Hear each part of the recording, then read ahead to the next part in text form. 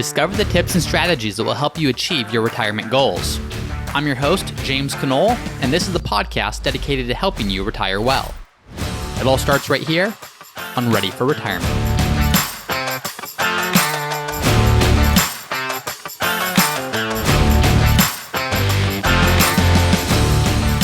Hi, everyone, and welcome back to another episode of Ready for Retirement. I'm your host, James Knoll.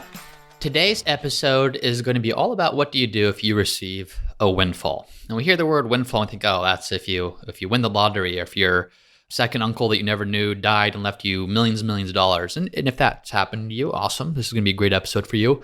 But really, what a windfall looks like more often is, did you retire and sell a business? Or did you receive an inheritance? Or did you receive a buyout at work? Or did you sell a property? Or did you have just a big income year at work and you have a significant amount coming in, or just a larger than normal amount coming in? What do you do with it? Past the standard 401ks and Roth IRAs and things you're just doing on an ongoing basis, what do you do when you receive a larger windfall? How should you think about that? And that's what we're going to explore on today's episode.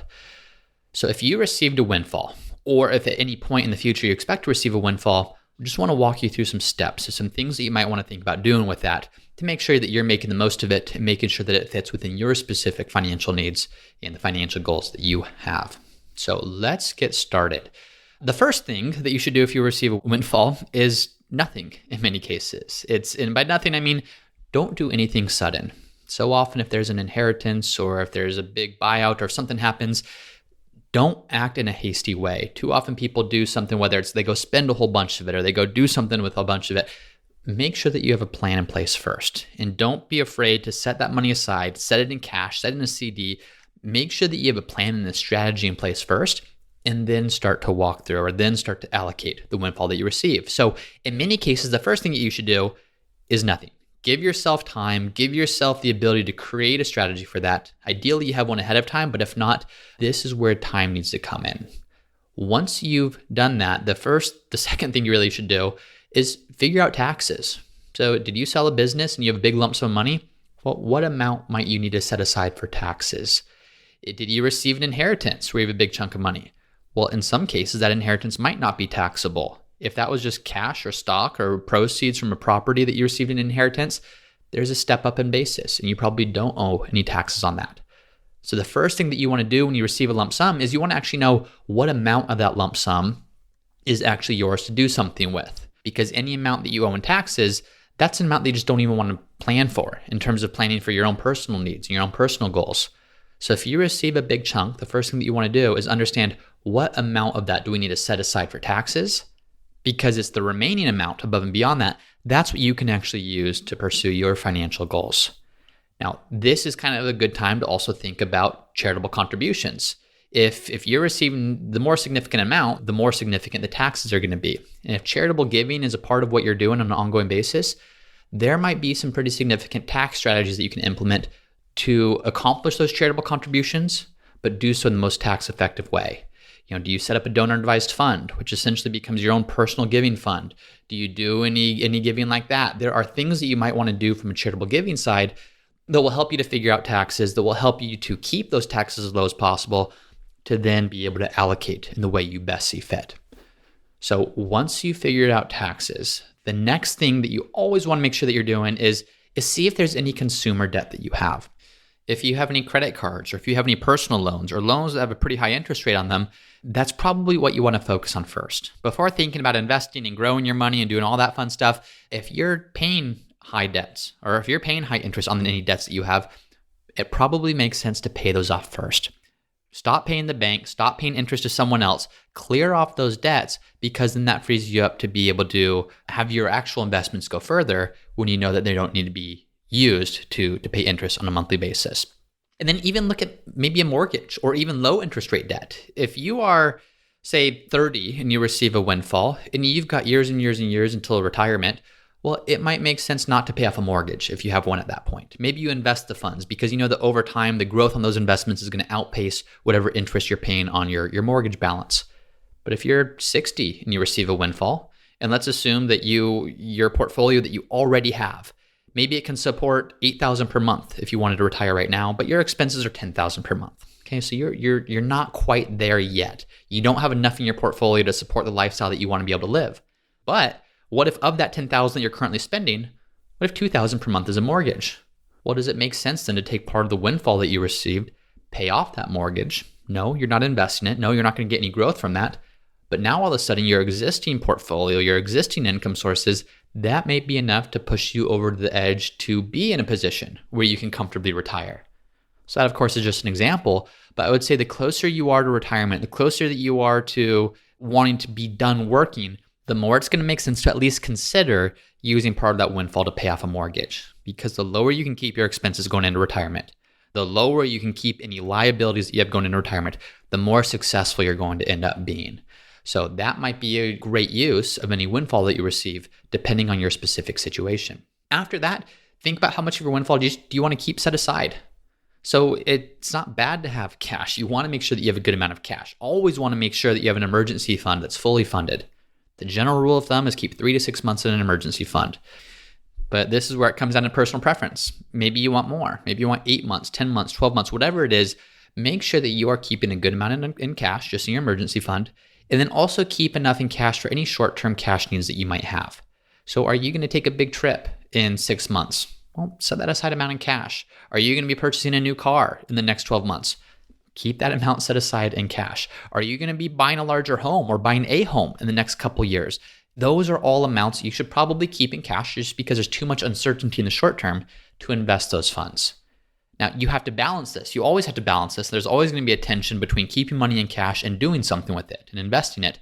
But you want to make sure that you're prioritizing your emergency fund and any short-term cash needs first. If you don't have those in place, you're not going to be able to invest as successfully because when an emergency comes up or when there is a need for funds, if you don't have enough in cash, you're going to be required to dip into your portfolio or to take out a loan or to go into debt to be able to fund it.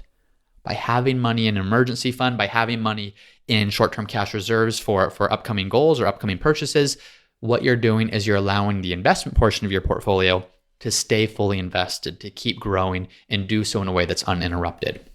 So step 4 is keep some money in cash, but balance that by not having too much cash, because step number 5 is see how does that fit into your overall retirement plan or just your financial plan in general.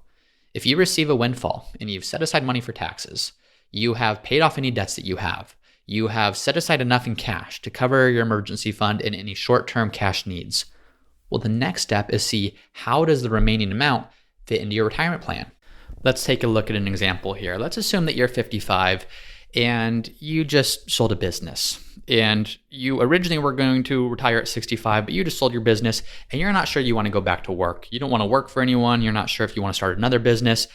Well, your portfolio might be positioned to grow as if you're not going to start taking money from that until age 65. Well, if you're now 55 and you sold a business and this changes your retirement plans, you may need to change how you're invested in your portfolio. You may need to change it so that your portfolio is prepared to generate income for you today, not generate income for you in 10 years. That's just one way. The other way is you just need to see how would any lump sum or how would any windfall impact your ability to retire. You might have a number. Maybe you have a financial plan in place that says once you hit X number of dollars in your portfolio, you can retire. Well, you were probably saving, maybe you were saving to your 401k or saving to your IRAs or saving just your investment accounts, but you weren't quite there and then this windfall comes in. Well, how does that change your ability to retire? Sometimes this is nice to know because even if you want to keep working, maybe you receive an inheritance or you sell a business or you sell a property, sometimes it's just nice to know that you can retire. It doesn't necessarily mean that you have to, but how does this impact your ability to have your investments fully create an income source for you that you could fully live on without needing a salary from work? What this does is it frees you up to fully say, what can I do for work that I love doing or that provides purpose or meaning? It frees you up from having to go to any job that you're only going to because you have to earn a paycheck. So what you want to do is see, is this windfall enough to change what retirement looks like for you? Either in terms of being able to retire earlier, maybe in terms of being able to do something different. Maybe you can now work part-time at something that you really enjoy because you don't need to earn as much income doing it. Or maybe you keep working as long as you thought you would, or maybe you're already retired, but you can now do more in retirement, more travel, more activities, more time with family, more giving, whatever is most important to you. See how this changes things for you. Because really everything in financial planning should be in alignment. Your finances should simply be a way of supporting what's most important to you. What is the vision that you have for your life? What are the goals that you have? And how do you align all of your finances in a way that fully supports that? When a windfall comes in, this is sometimes tough to deal with because we have kind of this set expectation of what we're going to do. We have our financial plan. We know how much we're saving and earning and investing. And this changes it, and it causes you just to think differently about things. So constantly bring that back to what is it that you want to be in a position to do, and how would a windfall possibly impact that? Now, we're talking just about retirement here, but really if you receive a windfall, retirement's probably not your only goal. Maybe it's college. This could be for a child, a grandchild, maybe yourself. Do you want to be able to support family in any of their goals? So do you start a college fund for a grandchild?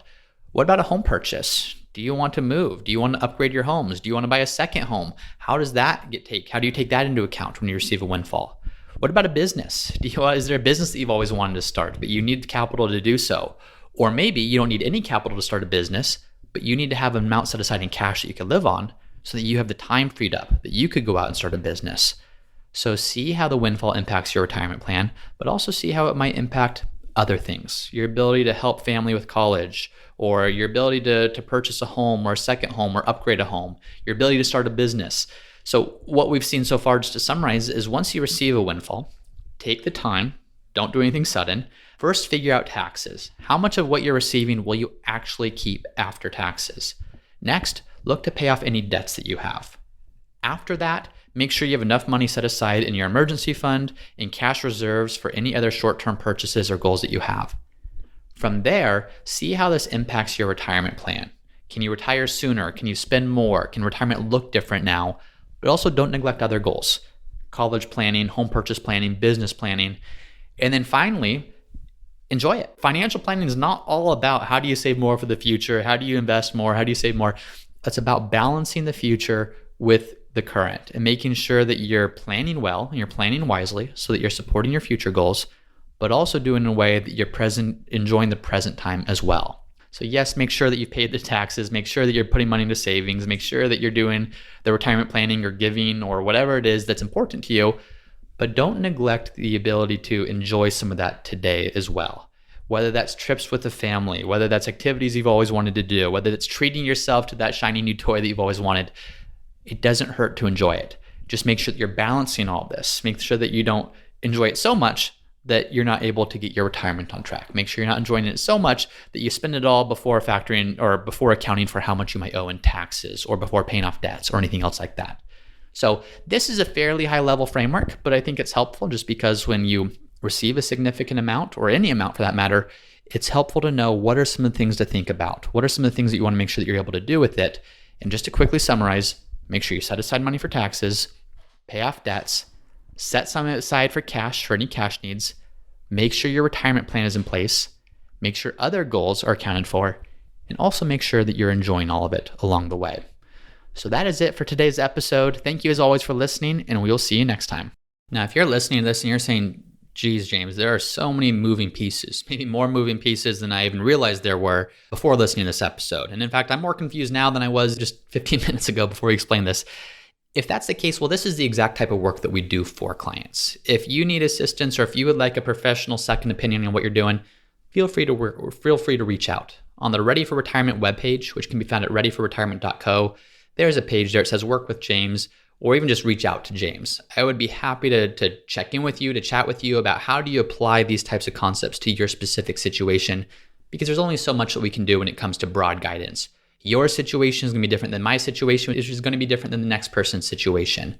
So if you want to see how do you customize something like this, or anything for that matter, to your unique goals and your unique financial needs, feel free to reach out and we'll be happy to help you with that. Number two, if you're listening to this and say, oh, that's really helpful, I have a question that I would love for James to answer in a future episode, you can also go to readyforretirement.co. So it's readyforretirement.co, and there's another page that's just called Submit Your Question. And you can submit a question that I'll answer in a future episode, because if you have a question, chances are very good other people have that same exact one. And it's helpful to go through specific questions just to flesh out both the direct answer as well as a framework for how to think about it. So that is it for today. Thank you very much for listening. Thank you for the question, and I will see you all next time. Thank you for listening to another episode of the Ready for Retirement podcast. If you're enjoying the show, please subscribe and let me know by leaving a 5-star review. And as always, for a list of the notes and the resources mentioned in today's episode, you can find those at the Ready for Retirement website, which is readyforretirement.co. That's readyforretirement.co. And if you have a question that you would like for me to answer in a future episode, then you can also go to the Ready for Retirement website, readyforretirement.co. There's a page called Submit Your Question where you can submit a question for me to answer in a future episode. Thanks as always for listening, and I'll see you next time.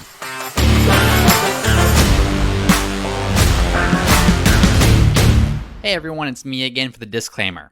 Please be smart about this. Before doing anything, please be sure to consult with your tax planner or financial planner.